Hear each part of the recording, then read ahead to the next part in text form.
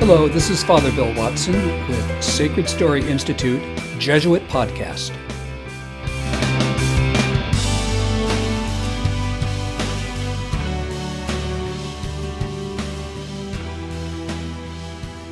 Hello, this is Father Bill Watson with Sacred Story Institute Jesuit Podcast. Today we are very grateful to be chatting with Reverend Anthony R. Lusvardi, Jesuit, currently studying in Rome.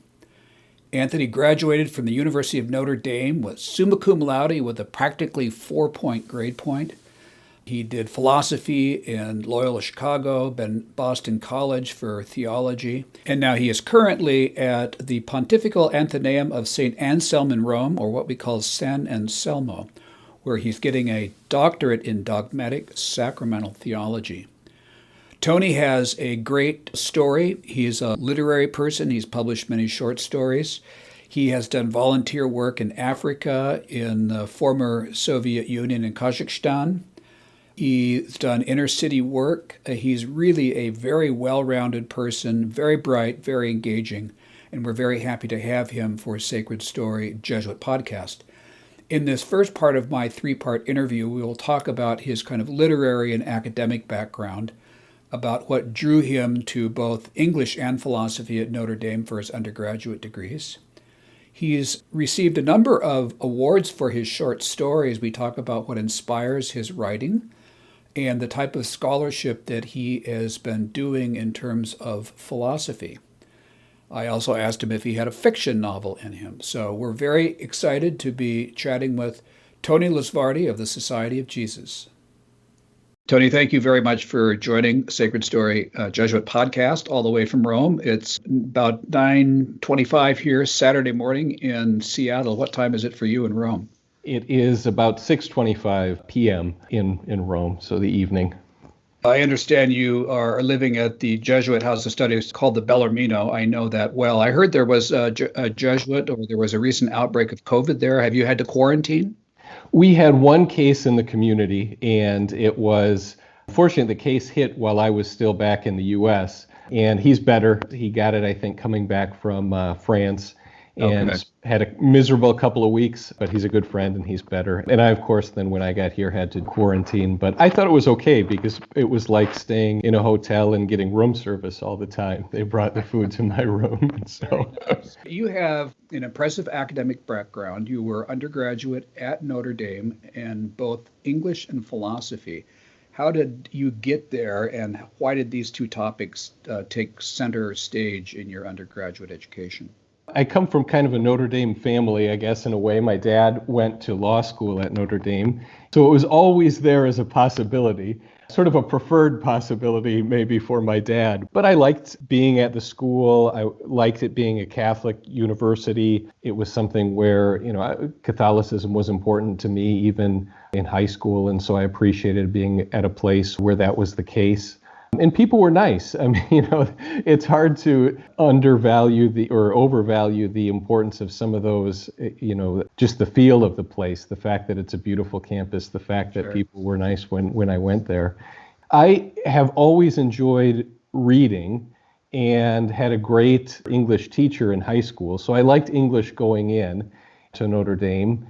Where did you go to high school, Tony? A little public high school in the suburbs of Minneapolis called St. Anthony Village High School. My graduating class there, I think, was around 80. Even though it was a public high school, it had kind of the feel of a private high school in a lot of ways. The thing that I think ties English and philosophy together, maybe looking back on them, is they're both dealing with the big questions of life's meaning, and they approach the questions, though, in different ways. English is sort of the narrative, raw material of life, people's stories. And then philosophy is thinking about those things and trying to kind of abstract from them in a way. Did one or the other disciplines, was it your favorite during those undergraduate years at Notre Dame? I would say English. There's sort of more of a creativity, more of a freedom with English. So I thought they were very complementary in the sense that English really helped with self-expression and writing, And philosophy made you be disciplined in that writing too. So it made you sort of, there's a tendency, I'd admit, as an English major, there's a tendency to the sort of BS aspect of academic writing. And philosophy forces you to be a little bit more disciplined and to say, is that really true? And is that really necessary to say? Right. And so they were complementary, I thought. That's great. You have a good collection of short stories and received a number of awards for them. What inspires your writing, and what kind of topics do you choose? I was thinking, I can't really come up with a single answer or a single source. A lot of times when I've traveled, something will strike me about the travel, and I like writing about the places that I'm in. Some of that may simply be I tend to keep a little travel journal when I'm traveling, just keep dramatic, but keeping some notes. Handwritten notes or electronic ones? I write now most of the stories and things on the computer, but I do tend to keep handwritten notes when I'm traveling, and that probably gets the juices flowing, so I'm more inclined to write about things that I notice while traveling. But there can be other things too. A story, for example, that I wrote a few years ago, I called it The Name, and it was about giving birth. And the reason that I wrote it was I realized I had never written anything from a woman's perspective before, and there's nothing more unique to women than giving birth. And so it was sort of a challenge to me. And it was a few years ago, so when a lot of my friends from college and from high schools were starting families, and so they were going through this experience of having their first children. It's an interesting experience. Did you get your raw material for the story by listening to your friends' experience of having given birth? Exactly. A number of my female friends, I sat them down, and I can think of a time I went to Barnes & Noble's with two of them, and I had, a yellow legal pad in front of me, and I said, tell me about what it's like to give birth. Were you in the Starbucks in Barnes & Noble's? Yeah, the coffee shop there. Coffee shop, okay. And it was really interesting. And I was very happy with the way that it turned out. Did you let them vet it before you went public with it? I did. They enjoyed it. I think they got a kick out of it too. Afterwards, a Jesuit who read it said, how do you know so much about the birthing process? Right. And so I took that as a compliment. That's great. That I can fool at least another Jesuit. You've got quite a few short stories. Which one do you go back to and say, I got this one just the way I wanted it? One that I went back to actually this past Christmas was one I wrote a few years ago. This one was kind of based on my time in Regency. For those listening in our audience don't know what Regency is, it's the period in a Jesuit formation after philosophy studies and before theology, where you're doing real world work. Right. And I was on the Rosebud Indian Reservation and working in parishes there. Rosebud is in what state? That's Tony? In South Dakota. South Dakota, very Central good. South Dakota, South Central South Dakota. And I went back to it now a couple of years ago, and really, having written it a couple of years ago, went back to it this year, really liked reading it again. And nice. I thought, I could sort of feel what it was like being, some of those moments that it was based upon, feel those again, and also sort of feeling like I hit just the right note at the end. And part of that was the editor. I sent it to the North Dakota Review. It's a little literary journal. Some editors are more active than others. He was really good. He suggested changing just a few things here and there and a new title for it. And you can sort of tell that, when some editors like that, they're respectful of the story, they get the story, and they know just the right things to suggest to make it really come out, not to try to change it or to alter it, but to make it, to make it more what it is. Exactly, right? Exactly. Did you have the experience I've had of going back and reading something I wrote, and I said, did I write that? That's really good. There have been a few stories where I've thought about them afterwards, and I thought, well, I don't know. I don't know if it really turned out all right. But then when I've gone back a while later, I've been a little bit more satisfied with them than I thought I was. You need a little distance, otherwise you're caught up in where the commas go and things like that, which... What was the name of that story? It ended up being Auto, Not Shipwreck. The name comes because it starts with a car accident. And actually, that was something that happened to me when I was on the reservation in Rosebud. It was the beginning of the winter season. So maybe this time of year, maybe October or so. And I was going home and we were getting freezing rain, which is the worst. And it was just before Christmas as well. So I had all sorts of stuff. It was the busiest time of the year. And I wasn't going very fast because the weather was bad, but just felt all of the sudden what I was doing with the steering wheel did not have any impact on where the car was going anymore. It's a frightening feeling, isn't it? Yeah. Yep. And so I went off the road and flipped over and ended up upside down. And so that was the opening scene of the story. And then there's a line in there of the Jesuits in the story are talking about it, and one says, well, it happened to St. Paul too. It was a shipwreck, not a car accident. So very good. Okay, so there's spiritual and literary background to the title. That's very good. That story I almost got in trouble with as well, because I was trying not to worry my parents at this time. So I didn't tell them that I had a car accident. And then my mom read the story a couple of years later, and she said to me, that opening was very realistic. Right. He said, Mom, it's just fiction. It's fiction, Mom.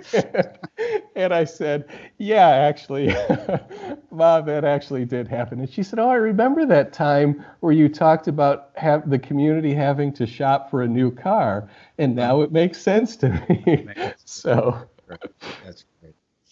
So that's your favorite story, Out or Not Shipwrecked. From people that you've been around, what story do you think has generated the most interest from those who read it, and why do you think they liked it? I wrote that story based on being on the reservation. There was another story that I wrote based on being on the reservation, which was more fictionalized. What was the name of that one? That was Reservation Story. People liked it because at least the people that I had showed it to liked it because they could sort of see things that they knew in it themselves, the setting and so forth. And people sort of like seeing what of themselves is maybe in it, or things that they recognize how those are changed. It's sort of amusing. Sure. Is this really? Who is this really? Kind of thing. So. Do you think you have an entire fiction novel in you? And if you did and had the time for it, what do you think it would be about? Or are you even interested in doing a long form fictional story? I am. And the novel gives there's more freedom in some ways in the novel than in the short story, which is a more limited form. So you can explore a little bit more. And I have some notes, even kind of a draft of something that I have in mind once I finish my doctorate, which is kind of an all-consuming thing for this next year. But when I'm done with that, I want to go back to this.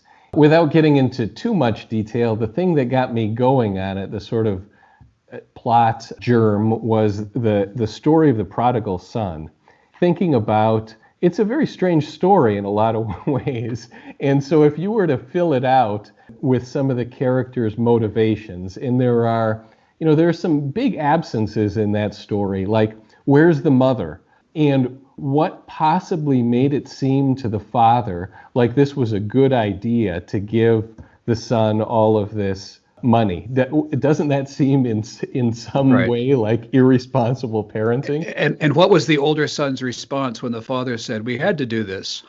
Exactly. And what was life like for the older son and the father during that intervening time? I mean, all of us imagine the prodigal son out, and we get a few details about that out in the world, in the faraway country. But what was life like then for the older son and the father? And so the thought was fleshing out some of these details and seeing and trying to make it a modern kind of story, a more fleshed out story. Segueing to more recent scholarship writings of yours, you wrote Dignitatis Humanae in the case of Kim Davis, who's now come back in the news in the United States. A county clerk, and she would not let people register for gay marriage. Is that correct? Right. She was an evangelical or Pentecostal Christian. after the Supreme Court decision came down legalizing gay marriage, she actually stopped giving, she had to sign the marriage licenses. And I think that was what she found most objectionable. And so she stopped giving out marriage licenses entirely to both. Entirely. To both gay and heterosexual couples. What was your inspiration for writing on that? What was the substance of the academic narrative that you put in and the attraction to this specific case? Basically, what I was doing was I was taking the Vatican II document on religious liberty, Dignitatis Humanae, and asking what the implications of this document were for this case that was in the news, obviously with religious liberty concerns. And they're getting more increasingly concerning in the United States right now. Unfortunately, yes. The backstory behind it was I took a class with Bob Araujo at Loyola Chicago when I was there as part of my Jesuit formation philosophy studies. For those who are listening, Robert Araujo was a great Jesuit lawyer, highly esteemed by bishops and people in the Vatican who sadly passed away to cancer a few years ago. Great, great person. And he was just fantastic to the younger Jesuits who were studying there at Loyola. He was a friend to me and some of the other guys there. And the reason that we had a class in Catholic social teaching, and we were talking to him about some of the things that we felt were actually lacking in our studies. And we had to do this class called The Social Context. And it was taught by a community organizer who knew nothing about Catholicism. Yes. And so we felt like, Catholic social teaching is an important thing. And we really hadn't learned it. And so Bob said, well, I'll teach a class in the law school on that. And it was, we went through, Bob's method was primary sources. There's no shortcuts there. You read them, and then you analyze them afterwards and look at secondary sources afterwards, but you have to know the primary sources. And at the end of the class for the term paper, we could choose kind of a theme that ran throughout the course. So it was looking at 20th century encyclicals and the Vatican II documents, and I chose conscience. And at the end of that, Bob asked to see me after class, after I turned in the paper, and he said, I want to talk to you about your paper. I think you said, did I do it wrong? Yeah, exactly. So he said, I think what you said is really important, and I think you should look for a place to publish it. And again, this is the sort of person that Bob was, that he was wonderful guy, trying to encourage the next generation of Jesuit scholars. He cared so much about the society. He cared about the intellectual apostolate. And so I did. So I published that. And then a few years later was in Boston, where Bob had moved because he was at that point suffering. He couldn't teach anymore because of the cancer.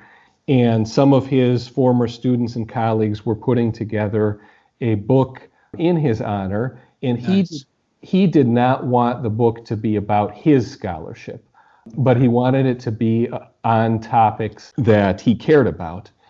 And so for the paper for his book, I just took kind of the research that I had done, or one aspect of the research that I had done for his original paper, and applied it then to a concrete case that was in the news. And unfortunately, he passed away before the book was published. But I was there. It was fortunate to study for those couple of years in Boston because I was there and did get to spend some time with him as he was dying. And I was there actually the night that he died. There were a few guys from Boston College who came over and prayed the rosary there with him as he was dying. We're talking with Anthony Lusvardi of the Society of Jesus, who is studying in Rome. We are going to come back for the second part of our podcast, Sacred Story Institute Jesuit podcast. We're going to talk to Tony about pastoral ministry, mission, and his volunteer work. So we'll be right back.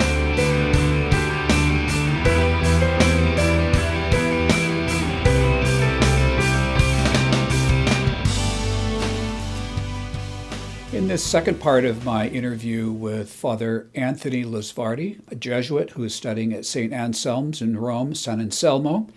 He has a very long history of pastoral and mission and volunteer work, and we talk about inner city programs in the Midwest, Peace Corps teaching in Kazakhstan, work at St. John's University in East Africa, going to Cologne, Germany for World Youth Day. We also talk about some of his highlights since he has entered the Society of Jesus. So we're very happy again to be welcoming back Tony Lusvardi. Tony, again, thank you for being with us. You have quite a long history, not only in academics and English and short stories, but a long history of pastoral mission and volunteer work, beginning after your undergraduate years at Notre Dame. Speak a bit about some of your experiences at the St. Paul's summer camp and your time with the Peace Corps teaching in Kazakhstan. Did you speak Kazakh? I learned very little Kazakh, but I did learn more Russian. So, okay, very good. Although it's pretty rusty now. But the summer camp, it's been a while actually since I've thought about that. That was something that I did during a summer while I was at Notre Dame, and it was kind of a Notre Dame sponsored internship. And it was fun because it was an urban summer day camp. Most of the kids were immigrants from different, elementary school kids who were immigrants from different places. So you had Somalis and Ethiopians. Boy, some of those boys were not terribly well behaved, but they liked me, so I could kind of get them disciplined in in a way. And Jewish refugees or from Russia, the former Soviet Union, and a couple that stand out actually were these. I think they were Guatemalan kids, Elvis and Cruz, and that's great. They weren't. Sounds like a movie. Yes, they weren't twins, but they were maybe only a year or so apart in age, and so they looked like twins. And they always, we went on a number of different field trips and things, and they were the sort of kids, they were good kids, and I liked them, and they liked me, but they always pushed to see how far they could go. They were fun. They were fun kids then. Yes, most of the time. Now, the scene that stands out for me is one of the field trips that we went on was to a museum, and it was kind of one of these modern art museums. So the art is very conceptual. So they were not behaving well at this. They were not. They were going too close to the exhibits and kind of trying to run away and things like that. And they knew they had gone too far when one of the big exhibits was this car, and I think it was made of clay or something. But Elvis reaches out and he grabs the handle of the car and it comes off. Oh, dear. And both he and Cruz at that point look at me. Their eyes are become, saucers. Right. And they look at me with this horror because they know they have crossed the line. Crossed the line. Sounds like a short story to me. Elvis and Cruz. I haven't written that one up, but this could be. So I grabbed the handle and just shoved it back on the car as hard as I could, and it stuck. And I grabbed both their hands and I said, "You're not leaving my side for the rest of this time." That's great. You also worked at St. John's University and were director of their East Africa program. So we go from inner city U.S. to Kazakhstan to East Africa and World Youth Day. Did you get to travel to either Africa or Germany in your work? Cologne, Germany for World Youth Day, or Africa for the East Africa program at St. John's? Yeah, both of those. And that was the year before I entered the Jesuits. And the East Africa thing was, they had planned a program to go to East Africa. And at the last minute, the faculty member who was supposed to go with was not able to. And so the vice president for whatever it was, student activities that it fell under, started calling people. And he knew that I had been in the Peace Corps in Kazakhstan. And so he said, he called me and he said, "Would you like to go to East Africa?" And I said, "Yeah." And he said, "Great, sure. Tomorrow." Yes. And I said, "What?" But I did end up going and accompanying the group then. And then I kind of led the group the next year. So it was a summer program there. And nice. Very rewarding, very interesting and rewarding to see Kenya, Uganda, especially Uganda. Wonderful people in Uganda, the warmest people in the world, I think. Wow. Since entrance to the Jesuits, you entered in 2006. You've had many adventures. What would you consider the highlight of your apostolic work since you've entered, be pre-ordination, post-ordination? If you had to pick one thing out as kind of this was something that will be with me for the remainder of my days. I would say there's actually a continuity there because Regency, which is what we had talked about earlier, so the Jesuit period of work as a part of our formation, when I was on Rosebud, the Rosebud Indian Reservation in South Dakota, I was there for 3 years working in parishes, got to see every aspect of parish life there. It was really challenging. Felt like we made some good progress in terms of the health of the parish and the life of the parish and getting some of the sacramental preparation programs in particular going and seeing. You were able to significantly increase mass attendance too, which is quite a tribute. Yeah, I was very proud of the approach that we took there. And you see the difference that the gospel makes in people's lives. I mean, it's really mission territory there. And I can remember reading Lazarus' story with a woman there whose kids were going through RCIA. And at the end of it, I could tell she was getting kind of tears in her eyes as I was reading it. And I said, this is kind of a well-known story. And I said, have you heard it before? And she said, no, this is the first time I have heard this. Wow. And then she sort of paused and she said, boy, this really changes the way you look at things, doesn't it? And it was like, wow, this is the gospel being announced to someone for the first time. And what a privilege that is to have this apostolic moment where you're like a foundational missionary experience. Yeah, exactly. And so it was deeply moving for me. And I've gone back to South Dakota. I've tried to get back once a year or so. And after I was ordained for a summer of priestly work, because I knew I was coming back to Rome to continue with the studies, where you don't get as much, obviously, sacramental ministry as a part of that. So sure. I went to St. Isaac Jogues Parish in Rapid City, which is kind of the unofficial Lakota parish in the city. So it's not on a reservation, but there are ties to the various Lakota reservations there.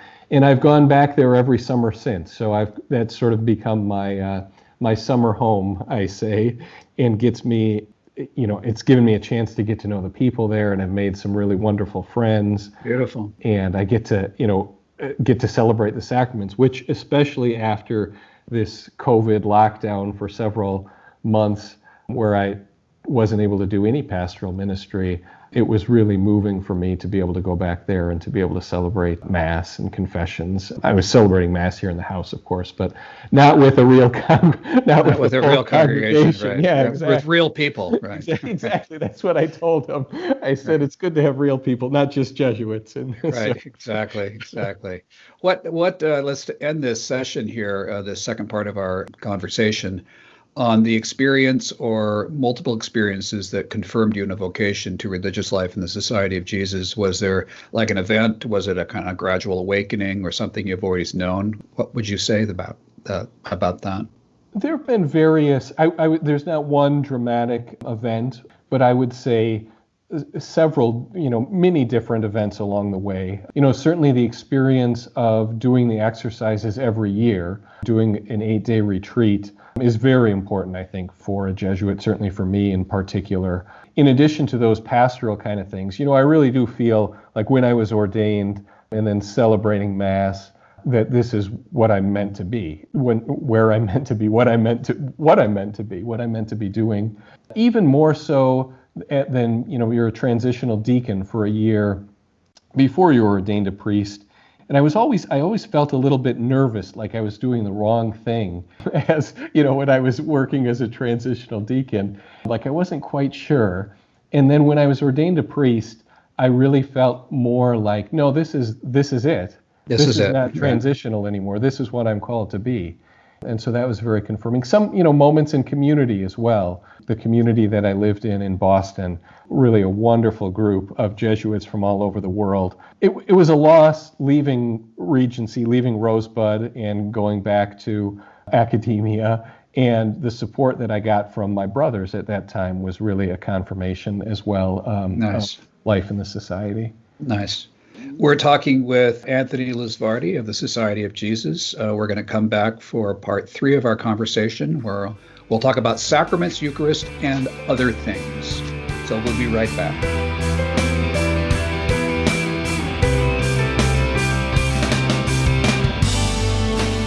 Welcome back to Sacred Story Institute Jesuit podcast, where we are chatting with Father Tony Lusvardi in Rome at San Anselmo. And in this last and third part of our chat with him, our conversation, I asked him to look at the challenges for people today in forming their conscience. Tony is also doing his doctoral work in sacramental theology, and we talk about the Eucharist and how it has transformed in terms of the understanding of average Catholics, let's say from the 1970s when I entered to the current time where he is working, and about where he sees his academic work taking him in the future. And he closes off with a very nice prayer. So here is part 3 of my interview with Father Anthony R. Lusvardi of the Society of Jesus. We're back with Anthony Lusvardi, Tony, of the Society of Jesus, who's talking with us today from Rome at one of our communities there called the Bellarmino. Tony, you've written on the topic of the law of conscience. What is that to people who don't know? Now, that was the paper that I did for Baba Ruggio's class. And so basically, my argument was there's a tendency in theology in the 20th century to say, well, the conscience and law and obeying the law are two opposite things. That if I'm following my conscience, it means I'm sort of creating my values, I'm creating my own law. And what I realized reading the papal teaching and the teaching of Vatican II is that the Catholic Church's way of understanding conscience depends upon the natural law. Vatican II says man looks within himself and he finds a law that he did not put there himself. And so our conscience and the dignity of conscience is being able to appropriate God's law in our own life and in our own being. And so that was kind of the argument that I made through that paper, which I think is an important one, that the two are not in contradiction. Yeah, which would be probably highly disputed in academic circles today, that there is any type of objective, interior, orienting moral truth in the heart of each person. Right. There's sort of Nietzsche is in some ways the father of the modern way of looking at things, which is I create my own set of values and my own truth out of my will. And that, I think, leads to emptiness, and it's not true. I think that there is we're put here with purpose, and we're created with a purpose that is greater than ourselves. I mean, the sad thing about the Nietzschean way of looking at the world is you never get to anything that's bigger than yourself. You're limited to your own creation, and God's creation is a lot bigger and better than our own creation. So yeah, I think one of the modern and current issues that where the separation between kind of like the law of the land and the law of conscience was, it's in the hearings for Amy Coney Barrett for the Supreme Court, and it was a comment that Senator Dianne Feinstein gave her in 2017 when she was up for her first judgeship, where she said, basically, when one reads your writings, there's a difference between religion and law and dogma and law. But when one reads your writings, Professor, she said, the sense is that the dogma lives loudly in you. Mm-hmm. As like somehow her religious dogma or her own conscience was going to be some type of prohibitive experience for her to be able to be an effective or a fair-minded judge. Right. And the irony or the hypocrisy of it is that secular values live loudly within other people. Exactly. And secular ideologies live loudly within other people who don't make any effort then to say, is this a personal belief? Is this what the law says? Is this part of where is this coming from? The advantage of having dogma, to use the Right. Senator Feinstein's word, is that it's explicit, and so it can be discussed, it can be subjected to rational critique and analysis, whereas I think a lot of the secular presuppositions or the ideological presuppositions of people who don't have in explicit religion may be just as strong and may be utterly irrational, but because they aren't explicit, they take them for granted and don't subject them to the same kind of explicit critique or analysis. So there's religious dogma, but then there's secular dogma, which, as you said, shouts loudly in many people. Right.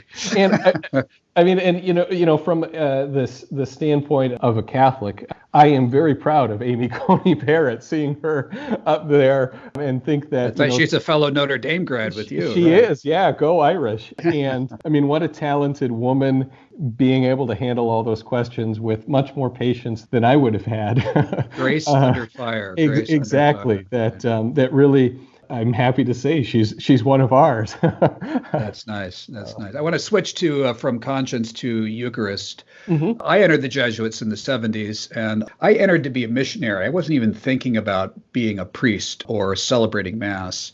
But the kind of the zeitgeist in the 70s, the Eucharist was mostly focused on community assembled. It was very deconstructed. All of the bells and whistles had gone. It was very simple. In fact, I was even ordained with the vestment colors for our ordination class were orange and brown, which had nothing to do with anything. Maybe they were some kind of early eco experience Halloween. or something like that. Halloween, exactly.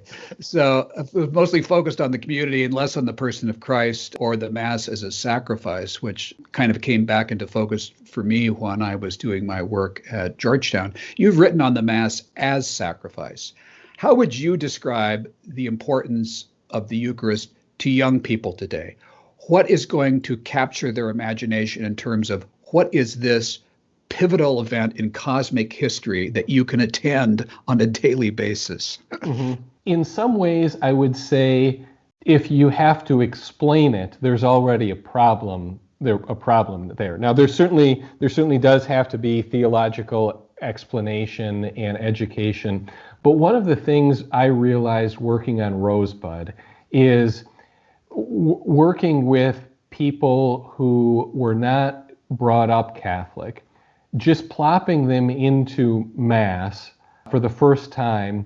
It's a very confusing experience. They don't know what's happening there. And so what this made me realize is there's a whole formation that needs to happen leading into the Eucharist, leading into Mass in particular. I think one of the things that we have to start rethinking about, rediscovering the importance of, not just for young people, for all of us in the church in general.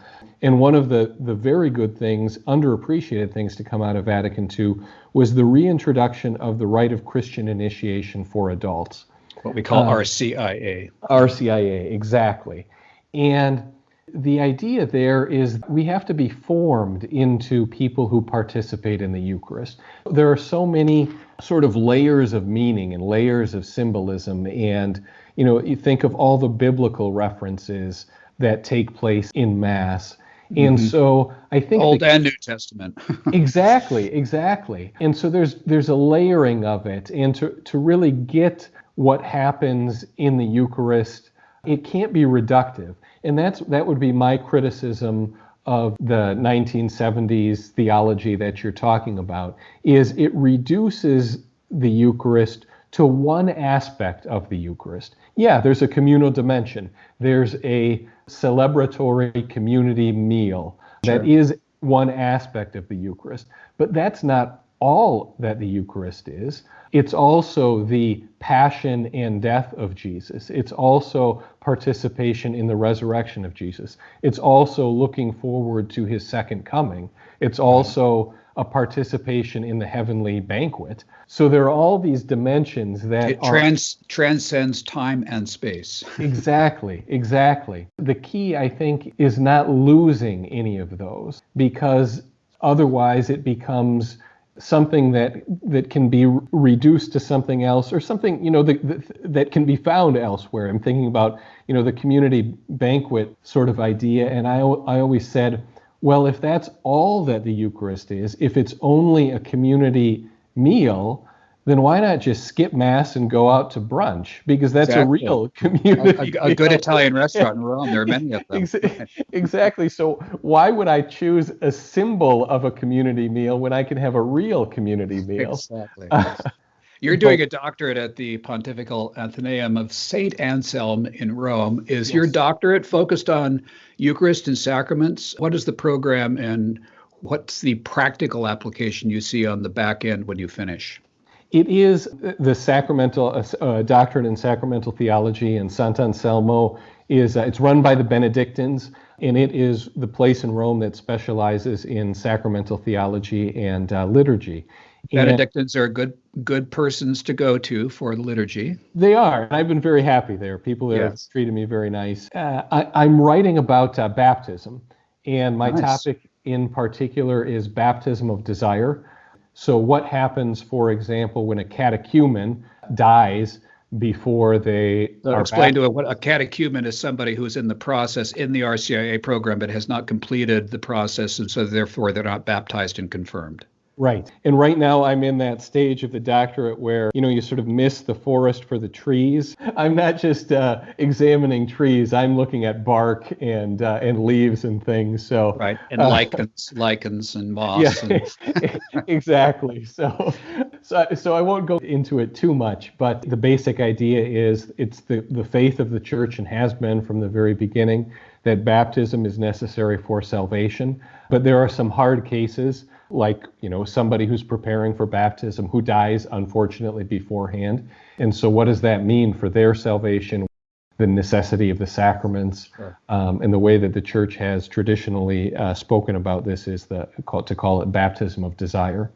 So that can be a future podcast. Yeah, exactly. We'll do one, I promise. I always like to ask Jesuits about their spiritual life.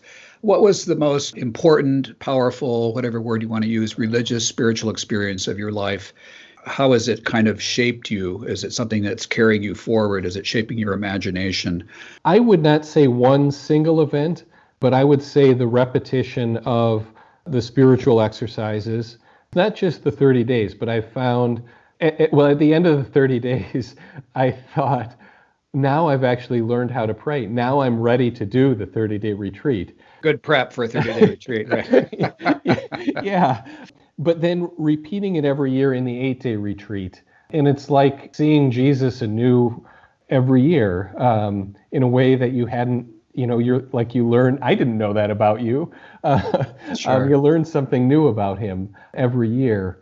And then certainly the experience of, and this, the event of ordination, but then following through with that of saying Mass, that was a time when a lot of things came together.